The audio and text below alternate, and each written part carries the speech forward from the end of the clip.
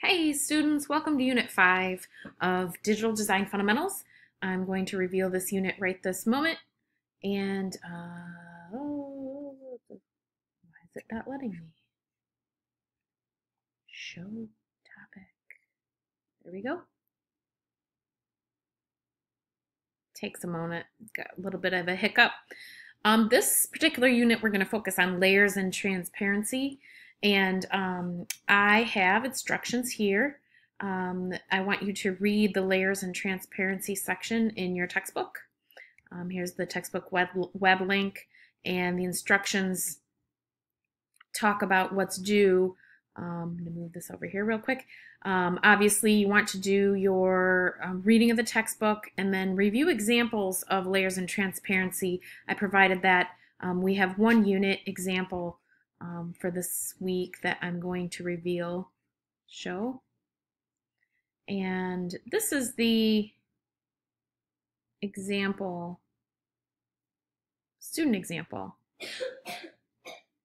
that was done by a student. I believe it was last year.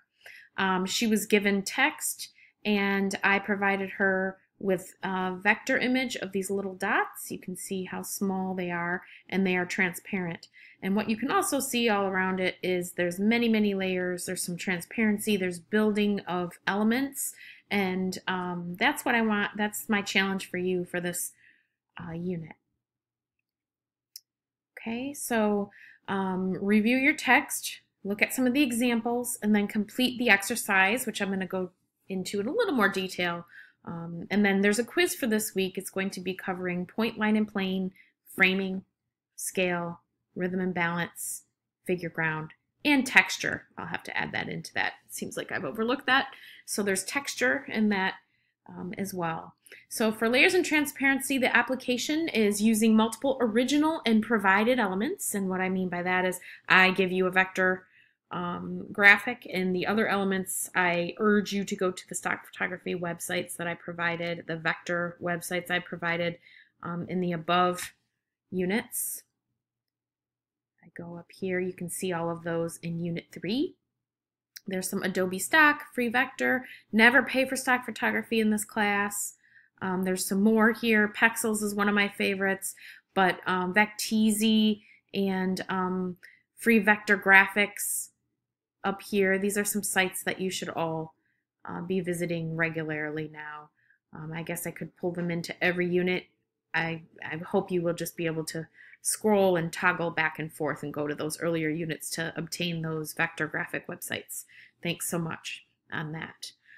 Okay, so you're going to use these different elements. Both, you can create your own too, and pull them from the stock sites, and then the ones I've given you, which are under Use for Layers and Transparency assignment. There's a required text that you're going to use. You can copy and paste that right into your creative software of choice. And then the assignment 6, required vector graphic. That is the circles that you see here and the circles you saw in the student example. You will be using that in yours too. You can make them as minimal as you like. Obviously, the student did that in hers. You can barely see them, and they're very transparent. So you do not have to make them a focus of your composition. So some of those, the delivery is any software that you're familiar with, like you have been doing throughout the term thus far. Okay, so what you're going to do is you're going to create a digital composition that uses layers and transparency to emulate a mood and tone that supports a specific topic. Okay, so the topic is really the text that I've given you. So, and you can make it expressive. You can emphasize one thing over the other more. Some of the elements I want required for this composition are 3 typographic layers. So use text in 3 different ways. Here you can see there's text here, and text here. One's used as a headline, one's used as a body copy, one's used as maybe a tagline. And so there might be 3 different layers of text there. Next, one pattern of texture. You create this. That can be maybe a gradient or a block of color, however you want to use that. It can be drawing. It can be, an image that you think adds a little bit of texture. We focused on virtual texture a couple units ago. And then the last one is one image layer. That's one photograph that you find on your stock photography site or that you use, that's your own, and use that image layer on another layer. And then one graphic layer.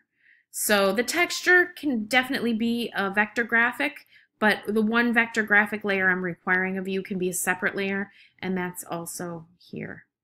Okay, so one of the layers above must have a visible opacity or transparency applied to it. So, and when you're done, submit it to the JetNet folder. It's here. Submit here layers and transparency exercise, and it won't be hidden from you when you see it. Okay, and then the last thing that you will do is complete a quiz for the units that we've done thus far, the modules. Okay, so that's a quick little overview. I'm going to go ahead and reveal this. Show layers and transparency exercise. So all these are viewable. This video will appear here up in this area as usual. And again, I'm going to just go through what some of those requirements were and show you that example really quick, student example. She did a great job. She used some of her own textures. These were the circles. She made one of them a little more transparent than the others.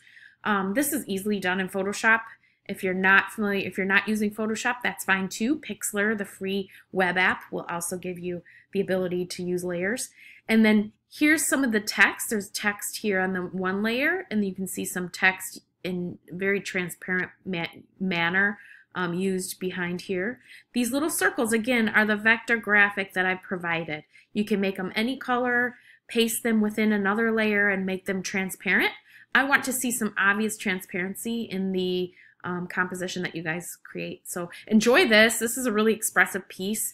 The text can be used or not used. It doesn't all have to be visible, as you see here. So this is just an example. And I really hope you guys enjoy this piece. I know that it helps us think in sort of a more complex way, using balance and framing and all of that. Think of figure ground, think of everything you've learned thus far. Enjoy. If you have questions, let me know. I'll see you in the next unit video.